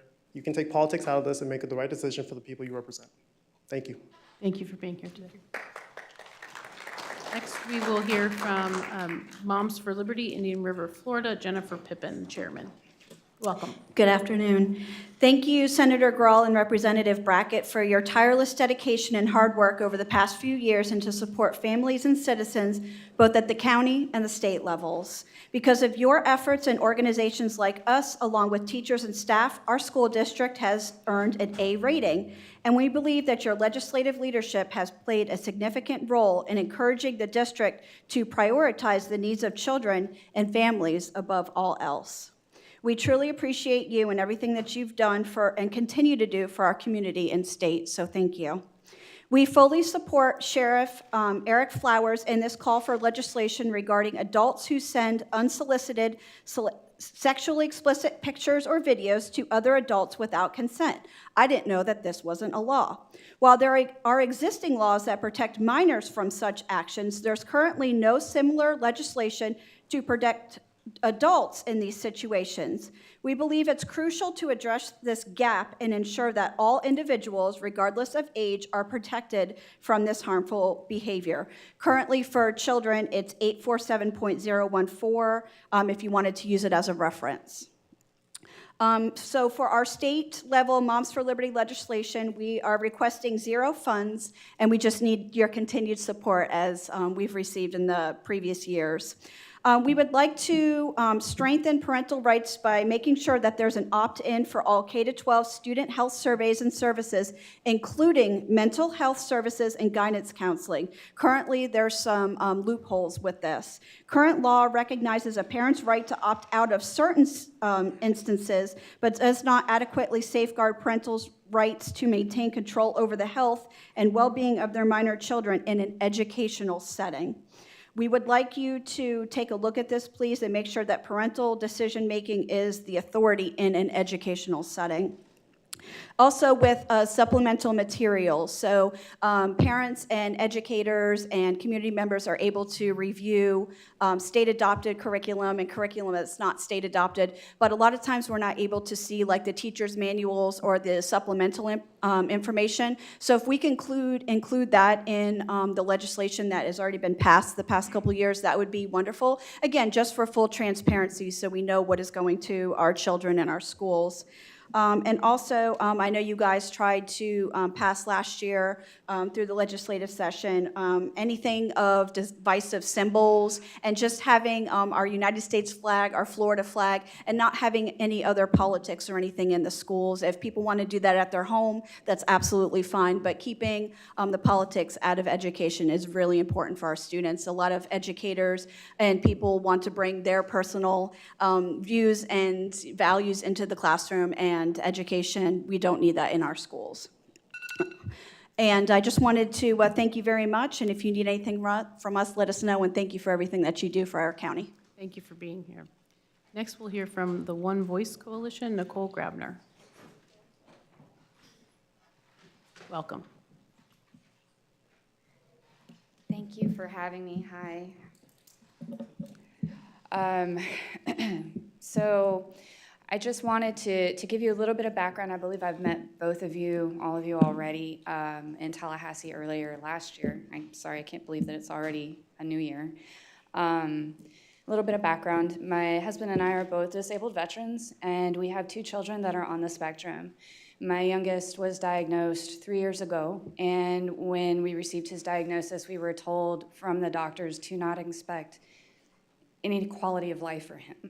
So I began my advocacy journey just out of probably a lot of parents' frustration and anger with that answer. So I'd like to thank you first for having me this afternoon, and also for the work that you did last session on the bill to increase funding for the Agency for Persons with Disabilities. As you are aware, we still have over 23,000 individuals on that list. And I know that we had some wonderful movement last session, but I'm hoping that this session we can continue forward.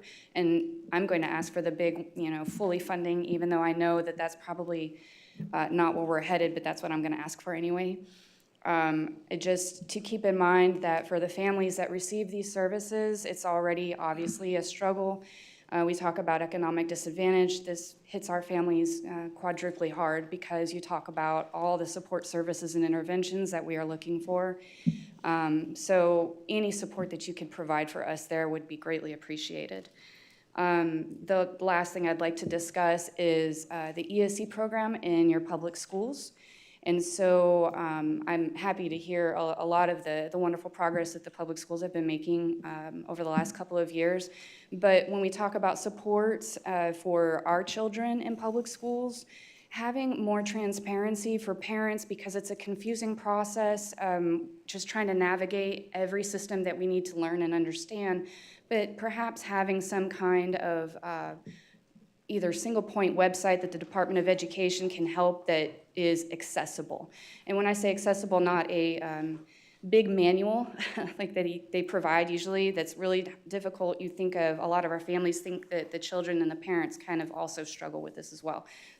Graphs, charts, hearing accessible, those kind of things. So having that information transparent and easily accessible. Those are the 2 big things that I wanted to discuss. I believe both of those are in the packet, and I'm happy to answer any questions, and I will see you again in Tallahassee. So thank you very much. Thank you for being here and for your advocacy for your family and for your service. Thank you. And I pray every day that we have transparent, accessible websites in the state of Florida, and it's prayer that is yet to be answered. We work on it too. It's not just prayer. We work on it, and it's a very frustrating technology. From this seat is a very frustrating component of the job, because it could make things function much better for all of the citizens of Florida if we could figure it out. Next, we will hear from the Taxpayers Association of Indian River County, Lance Lunsford, President. Welcome. Thank you, Senator Grall, and I also want to thank the lady who spoke before me for her advocacy and for her service. And also, I would like to echo the comments made at the beginning of this by thanking not only Senator Grall and Representative Brackett, but Tyler and Sonny, and of course Susan and Sharon for all their work in helping us set this up. So if I can begin, the Taxpayers Association is pleased to once again address the Indian River County delegation. On behalf of my board of directors, we continue to appreciate the collaboration between Senator Grall and Representative Brackett on such issues that are of pertinent interest to our longstanding association. I'd echo the sentiment expressed by John Tikanich and Mr. Dodd, Mr. Falls, Dr. Moore, and Mr. Benton, on preserving as much local and regional autonomy as possible via legislation that preserves home rule. I know something the three of us would agree on is that the age-old principle of that government is best which governs least. Crafting and supporting legislation that empowers our local municipalities and provides more flexibility when making decisions is always welcome policy. Now, I've jokingly stated on numerous occasions that whomever solves the insurance issue could be governor for life. But while that may not be a serious exaggeration, I do think it underscores a serious fact that our residents and businesses continue to suffer from the devastating stress through the increased costs on their bottom line and on our families' budgets. Any relief the two of you could provide would be a lifeline for our community. Furthermore, all of us must work together to ensure that our county's economy is second to none in the state of Florida, and as Andy Treadwell said at the beginning of this, to ensure that we are a thriving hub for a skilled and robust workforce while ensuring Indian River County is the place to do business. Our economic development must be visionary, yet preserve our small town charm and be properly integrated within the Space and Treasure Coast communities. I'd simply end by stating the obvious. We live in a special place, and if there's one goal that highlights everything our association is trying to do, it's that we want to see our beloved Indian River County continue to be a crown jewel of this nation. Any support you can provide our businesses, our philanthropic entity, our local governments, through greater appropriations alleviates the burden that we all have to face at a local level and would certainly be greatly appreciated whatever you guys can do. The legislature and the governor have worked super hard to continue the state's track record of balanced, fiscally responsible governance, and so the allocated resources will not be an undue burden on our state taxpayers. Now, I'd end by simply saying all of us know how session can get intense, so we wish you the best of luck, and know that my association is eager to assist on any item that you face that could benefit the hardworking citizens of our county. Just to echo what Ryan said at the very beginning of this, may God bless you both, and may he bless the great state of Florida through the work of the 2025 legislative session. Thank you for being here. Next, we will hear from the Convention of States, Florida, Troy D. Darling. You recognize. Welcome. Good afternoon and welcome to 2025. We have great hopes for it. I want to say I overprepared. We've had conversations before and I just want to reinforce, we have great hopes and great expectations for 2025. A big part of that is because of all the thank yous I've heard. And they're not the typical platitude thank you just to get your attention and ingratiate ourselves. We're impressed by Florida legislature, by our governor. There's no question as to why we are either the #1 or the #2 state in the nation that people are moving to. The free state of Florida is respected, and we are the envy of the nation, in part because of your work. And actually, I need to make sure I say this quickly. Senator Grall, hello from your #1 superfan, Michelle LaFlamme. We've had the opportunity to meet in your office, and the fact that we have super fans of our state legislature is an amazing thing. But now down to business, and I'm going to try and keep this quick. I am a legislative liaison for Convention of States. I'm also a pastor, which means I like to talk. Put simply, we love you guys. We're thoroughly impressed by you, but the reality is it is your predecessors who created the federal government that we have. It is your predecessors who failed to stand for state sovereignty and for federalism that brought us to where we are, where the federal government encroaches so deeply into the lives of the individual citizen and into the state that prevents us from being really the federal, under federalism as it was intended.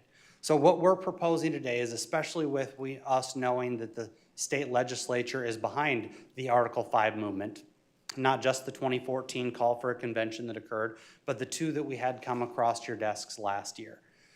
Everybody's talking about Article 5, it seems, and now that poll positions have been swapped, we see Democrats talking about it, not just the Republicans. This is truly a nonpartisan issue. But what needs to happen is it needs to go beyond, hey, at some point we're going to have this.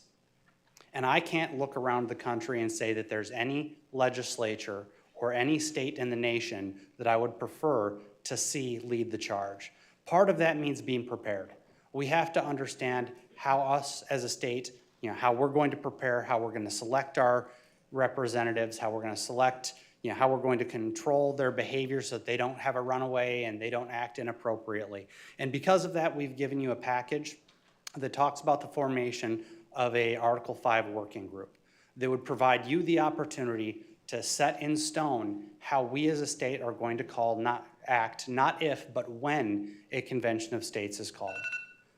If I could ask you just one last thing, is to confirm that you have the package I submitted. I am sure.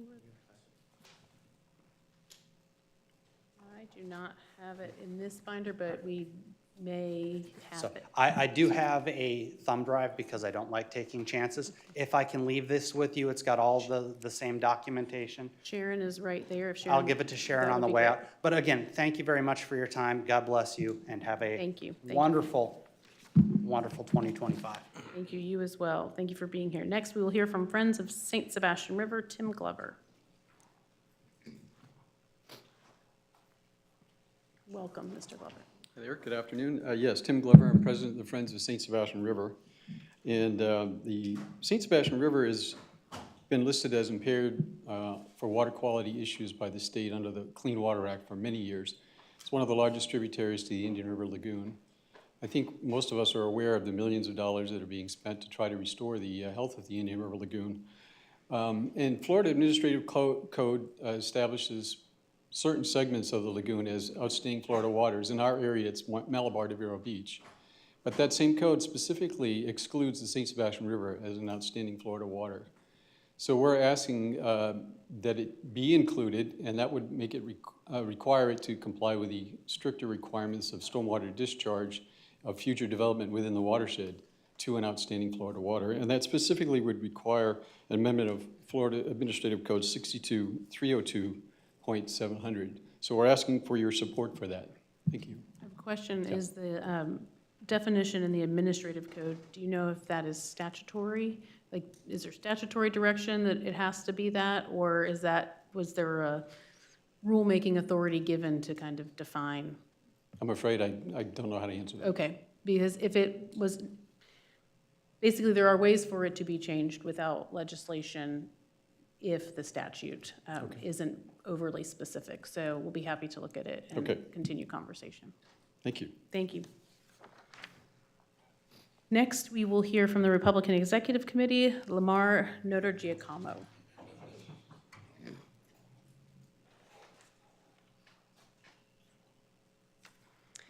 Thank you very much. Senator Grall and Representative Brackett, I want to echo the sentiments of several others. We are very blessed to have you representing our county. So thank you for the good work that you're doing.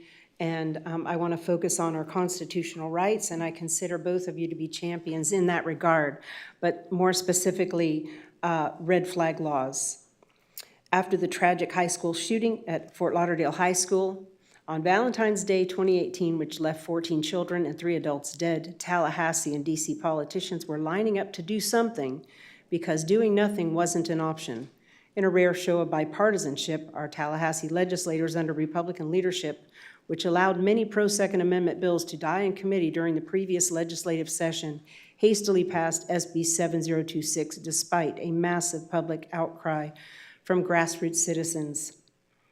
Dave Ehrenberg appeared on MSNBC celebrating Florida's frequent use of red flag laws, saying law enforcement officials are using Florida's so-called red flag laws to remove guns, entire gun collections, including ammunition that was bought and paid for by private citizens with no compensation, 5 times a day. As of August 2019, Florida law enforcement had seized firearms and ammunition of approximately 2,500 citizens. A public records request in Polk County, Florida, which has the highest rate of gun seizures in the state, revealed that at least 10 to 12% of citizens targeted were wrongly accused. Their names were added to a national criminal database without being given the opportunity to defend themselves against false charges. And each had to pay for a private attorney and go to court to prove their innocence within 14 days if they could find one. Eventually, they get their firearms back, but they must fight to have their names removed from the National Criminal Database. What happens to those who cannot afford an attorney or find one to represent them?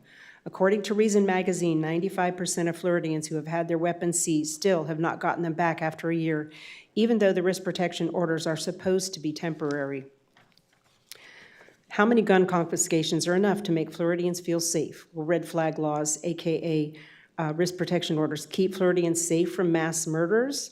Andrew Pollock, father of Meadow, who was killed in the Marjorie Stoneman Douglas shooting, believes that lax disciplinary policies are making school children vulnerable and has now become a strong advocate for Second Amendment rights after initially supporting red flag laws. On September 10, 2019, he tweeted the following: "Incredibly dangerous and reckless policies led to my daughter being murdered on the 3rd floor of her high school in Parkland. These same policies are found inside schools across the country." January 22nd, 2020, Pollock tweeted this: "Nice to see the vice chairman of the Florida GOP, Chris Ziegler, on the right side of this issue. We need more law-abiding citizens armed and ready to counter the criminals who despise and ignore our laws." Please support similar legislation to HB 31, which I guess was tabled because Joel Redman, who sponsored the bill, has decided to run for Congress. So please keep up the good work and let's restore our rights. Thank you very much. Thank you for being here. Next, we'll hear from Communities Connected for Kids. I believe we're going to hear from Karen Toole today. Welcome, Karen. Good afternoon. We are again blessed to have you as our delegation. Your staff are fantastic. They're responsive. And when we can't get you, we get them, and we're grateful for it. I just want to, a few things. Communities Connected for Kids, we are the contract holder through the Department of Children and Families to provide child welfare services for the circuit.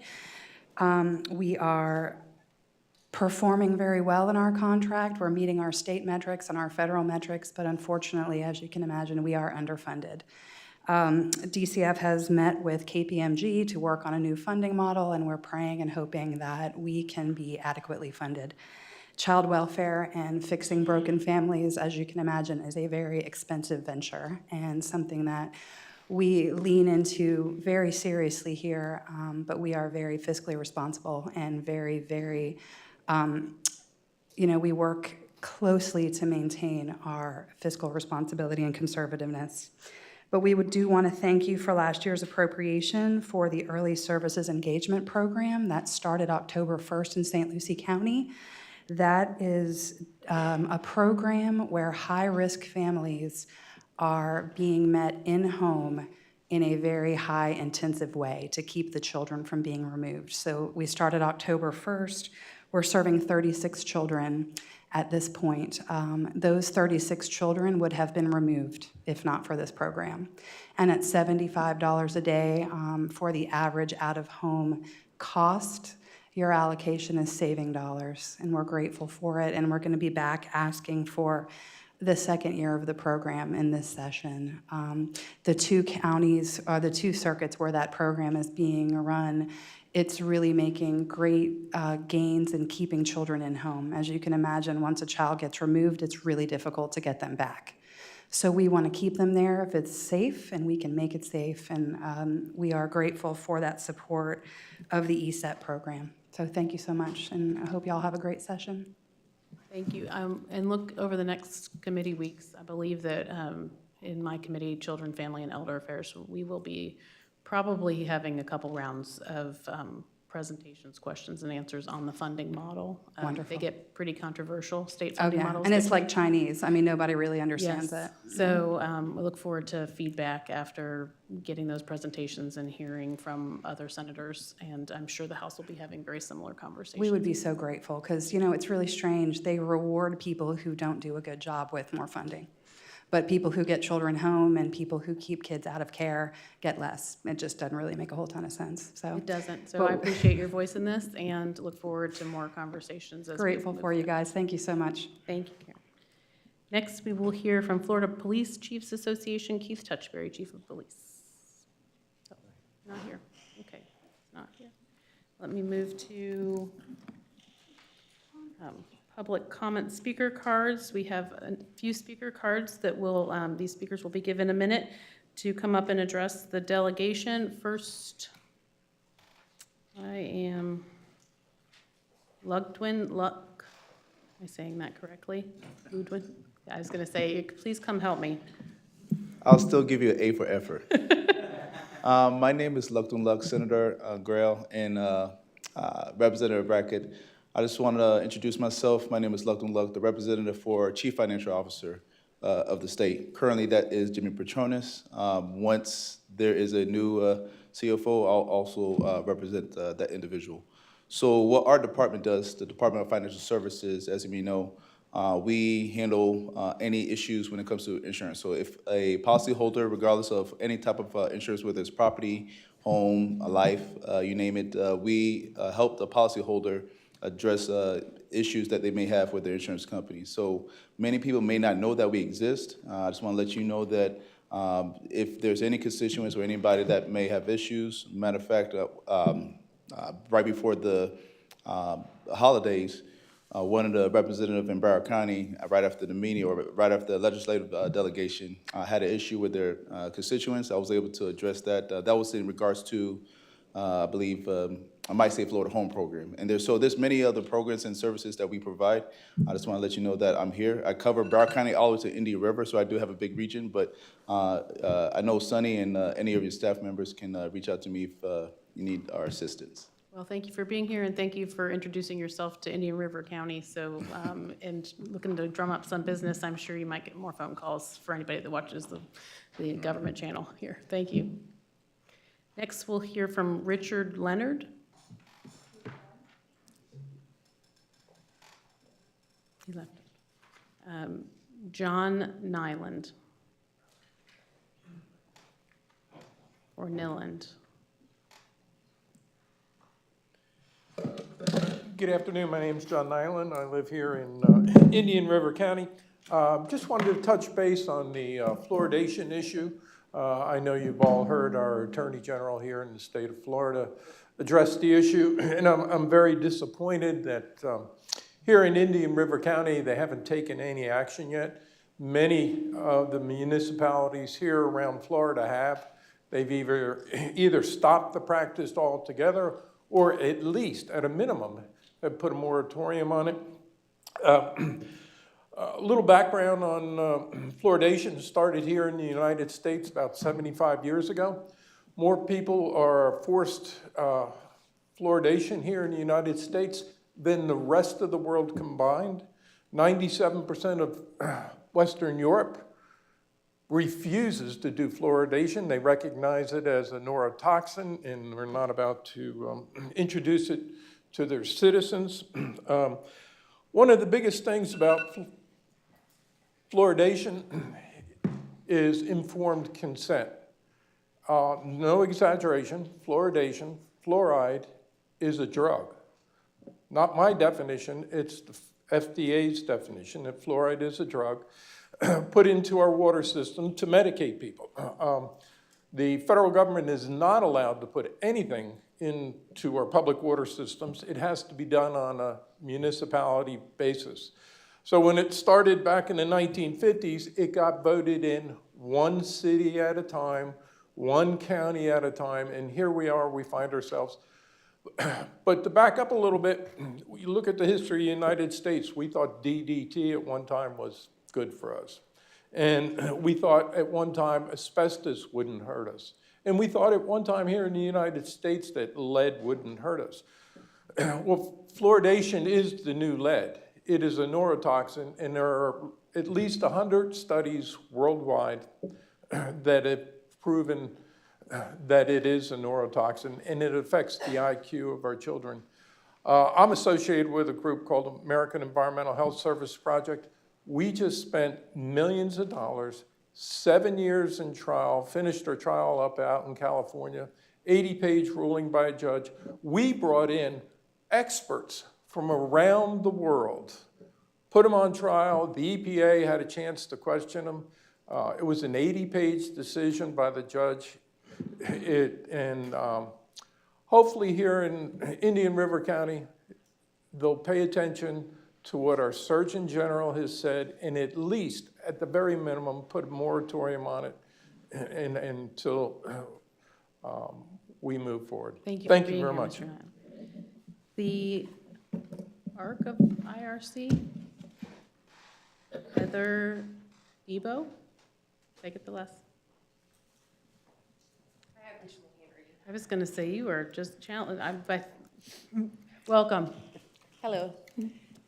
ARC of Indian River County, Heather Dales, thank you for your time and really cannot thank you enough for all you've done for people with special needs. The 11% last year with APD, phenomenal, we really needed it.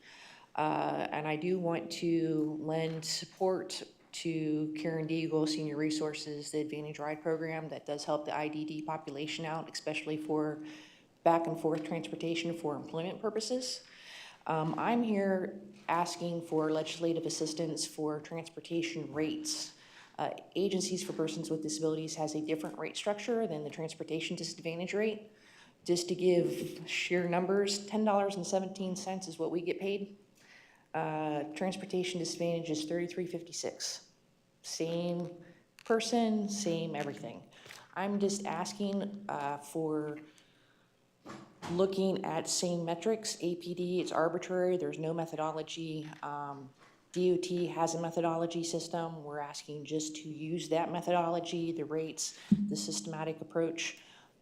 Funded last year, November of 2023, I submitted for a rate increase with the with our state, and to date, nothing. There's no system approach, so I'd love to have legislative support to have it systematic. If you could provide our office with anything that you have. I did give Sharon a little bit, and I'd love to talk in further detail, and I thank you so much for your time. Thank you for being here. Okay, that concludes our speaker cards. Have I missed anybody that has filed a speaker card? Okay, well, thank you all. It brings us to the point of our agenda where it's time to elect a chair and a vice chair. It's very formal and competitive. And so at this time, I would like to nominate my vice chair, Representative Brackett, to chair the 2026 delegation, and myself as vice chair. Hearing no objections from Representative Brackett, he will chair the 2026 delegation, and I will serve as vice chair. And having no further business before the delegation at this time, the meeting is adjourned. Happy New Year, everyone.